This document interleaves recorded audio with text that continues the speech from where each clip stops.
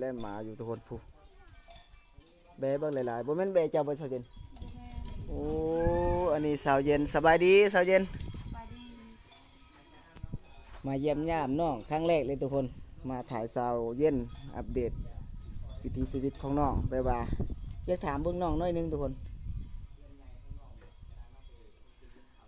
ได้ยินข่าวๆว่าเขาว่าพ่อกับแม่เจ้าปะกันเลยหรือบ่แม่ปกัน ดนแล้วบ่น้อง โดนแล้ว โอ้เนาะลูกใหญ่จนเป็นสาวแล้วเนาะพ่อก็ยังปะคือเก่าบ่ฮู้ว่ามันเป็นจังสาเหตุหยังเนาะจักเดือนแล้วหลังจากเขาปะกันนี่ สอง 2 เดือน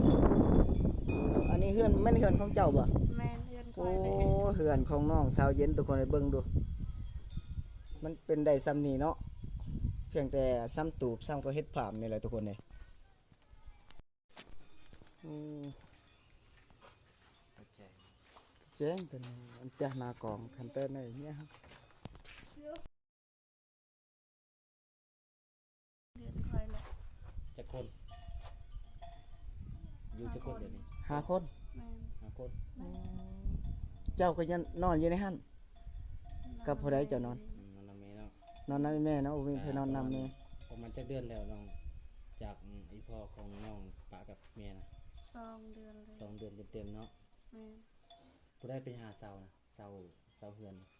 คอยและเฮ็ด เจ้าบ่ แม่ เจ้า ไปเฮ็ดกับสาวแมว เฮ็ดกับชาวแมวเฮ็ดเฮือนนี่เลย แม่ เก่งเนาะ เสาเฮือนน่ะเด้เสาเฮือน เสาเฮือนก็ไม่ไหม้นี่เจ้าไปตัดเองบ่เนาะ เคยมี เจ้าเลยได้เจ้า สาวแมวเฮ็ด เฮือนนั่นนี่คือเจ้ากับสาแมว เรื่องหลายเนาะ น้องเลยน่าสงสารน้องบ่ดอกเนาะ แม่น สามหลายทุกคนเลยก็เฮาก็บ่มีต้นทุนช่วยน้องถ้าว่าเฮามีก็อยากซอยน้องก็สังกะสีเลยพี่น้อง แม่น ซอยน้องมีการช่วงนี้ก็น้ำมันก็แพงเนาะ แม่น้ำมันก็50,000และส่วน อยู่บ้านเฮาเท่าไหร่ 50,000เนาะ อยู่บ้านเฮา45 45อ๋อตัวทุกคนเลย อีก5,000ก็50 เขาบอกว่ามื้ออื่นก็สิขึ้น50แล้ว พูดได้ ได้ โอ้คือมาแพงก็คือว่าเนาะ เมย์จะนักมาเนาะ มาแล้วเนาะ พี่แม่คอยและ โอ้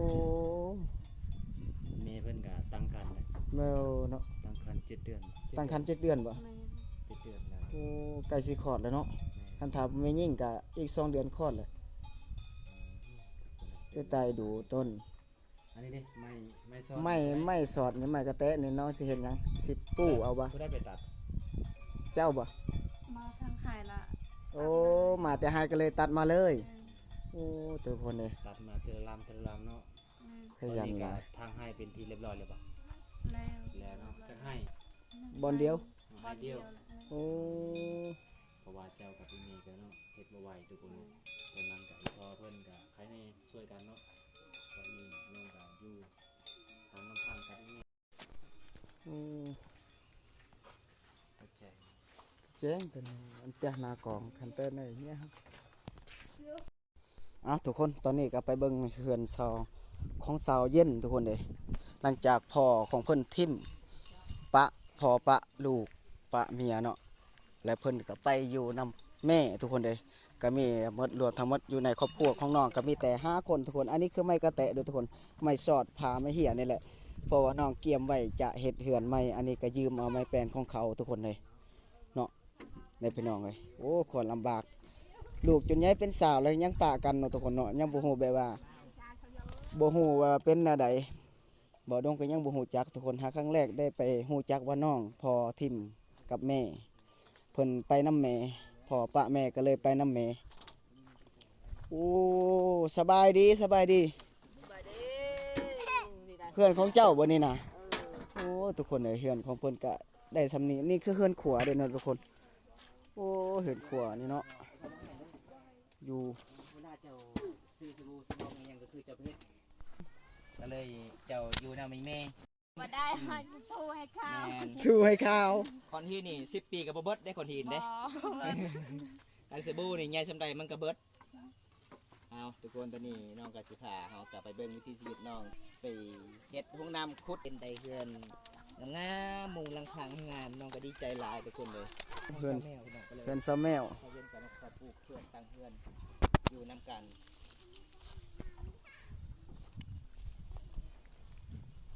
ของน้ำก็คือทางฝุ่นทุกคน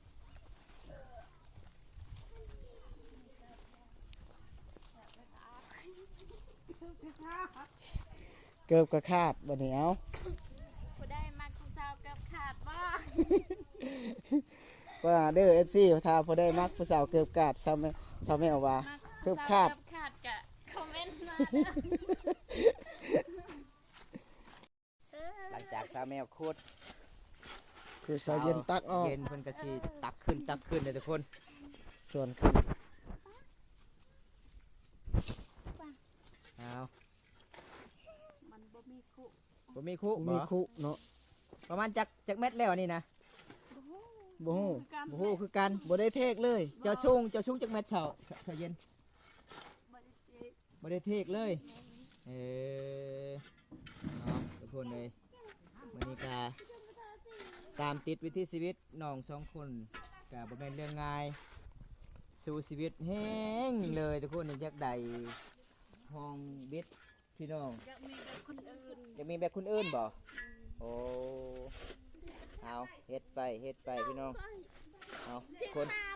จะได้บอมตากะสิปิดคลิปไว้สำนี้ก่อนทุกคนเลยมื้อนี้กะถามข่าวๆเรื่องราวของสายเย็น มาขุดซอยแน่ มาขุดซอยแน่ผู้บ่าว แม่ก็ใจดีเลย บ่มีแห้งแล้วเนาะ เดี๋ยวสบายได้ถ่ายคลิป แน่ นี้ก็สิได้เป็นน้ำ เป็น ด ล อก ม ครั้งแรก จนเราก็สิเป็นลมเมื่อยเนาะ ไก่แห้งเลยทุกคนเลยไก่สามเลยทุกคนเลยหายได้ครับที่นี่แหละครับแล้วก็แชร์กันติดตามฝากเป็นกำลังใจให้เบิ่ง เดี๋ยวเกิดบ่ ก็แล้วไปเดียวเกิดในได้ยาวเอ้ยเลขก็เปิมมักเด้อก็มอนติส่วนวิทย์อติคุมวิทย์นี่ในคำบานะเลยทั้งเลยตะคุมวิทย์เลยไปตะเบิ่มเลยไปกระเลขคันตื่นเกิดนางเกิดนางก็เตอคุมวิทย์นางก็เกิดคุมนั่นเลี้ยงโจะนางก็ดังอยู่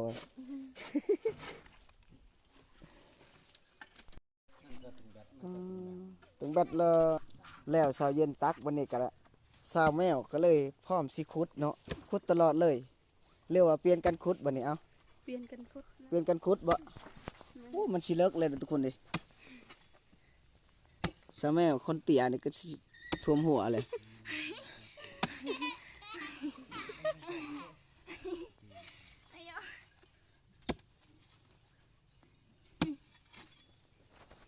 ให้ชิมักขุดแต่ คุมวิทย์ ขี้ โอ้ห้องขี้แม่นบ่ห้องขี้คุ้มเขาเอิ้นน่ะ คุมขี้ คุ้มขี้ ก็ห้องขี้หั่นแหละ คือกันบ่เนาะ เวลาเฮาขี้เฮาเข้ามาขี้อยู่นี่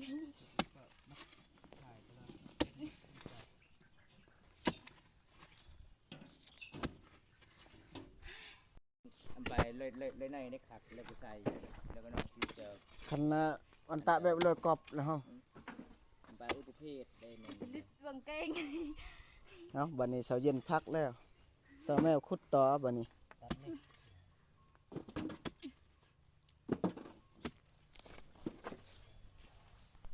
นี่โอ้เป็นดอกเลยเนาะเป็นตาแสบแล้วบ่ดงตอนแรงไปเก็บคือกันแหละเลาะแต่ใต้พูนจนหอดบอลทั้งขึ้นพุ่นแหละนี่ทุกคนสาวเขตชนบทก็ตำหูปเป็นตั้งแต่น้อยๆทุกคนยังบ่ถึงอายุ10 ปีซ้ำเขาก็ตำหูปได้แล้วบรรยากาศยามแรงๆทุกคนเลยเป็นไปตักน้ำทุกคนเลยพูดล่ะบรรยากาศยามแรงๆตัว ลอย ผักสะลอยโอ้ กี่ดิ เอามืออย่างเดียว เอามืออย่างเดียว แนวทูอันนั้นดิเล็กเลย บ่มี บ่มีบ่ แสดงว่ามือของน้องถนัดเลยเด้จับทางถนัดแล้ว สะอาดแล้วเนาะ สะอาดแล้ว เรียบร้อยบัดนี้ สาวลาว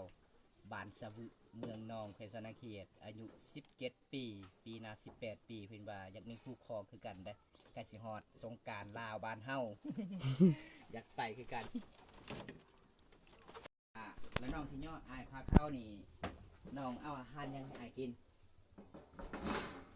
มีที่ จำแจ่ว บ่ แม่ ป้า ไปกลับเอา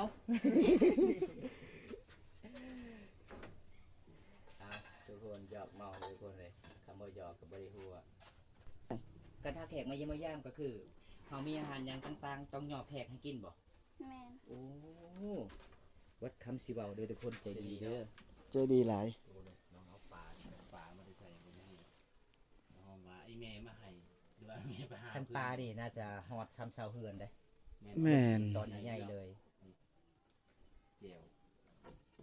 ครับบุมีอาหารกินน้องไปยกเจียวให้กินเลยแต่ตอนนี้โอ้มาทีมงานเฮาโชคดีได้กินปลาไปเลย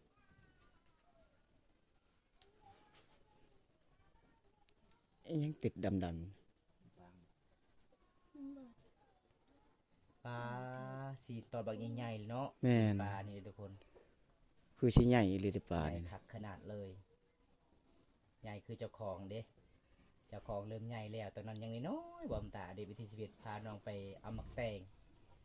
เอามักแตงก็บ่ไหวอีกตอนนั้นให้อีกโอ้ยพี่น้องเลย แม่นบ่แม่นบ่เจ้าหอม